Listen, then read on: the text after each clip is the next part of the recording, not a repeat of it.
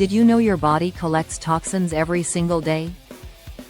They come from food, air, and even stress. To keep your body active and healthy, you need to help it detox naturally. In this video, we'll talk about 7 amazing foods that cleanse your body and bring back your natural energy. Biceps first. Lemon rich in vitamin C. It helps your liver flush out toxins. Second, cucumber full of water, and keeps your kidneys working to remove waste.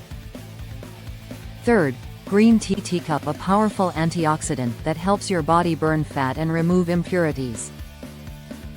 Fourth, green apple high in fiber. It helps clean your digestive system and supports healthy digestion.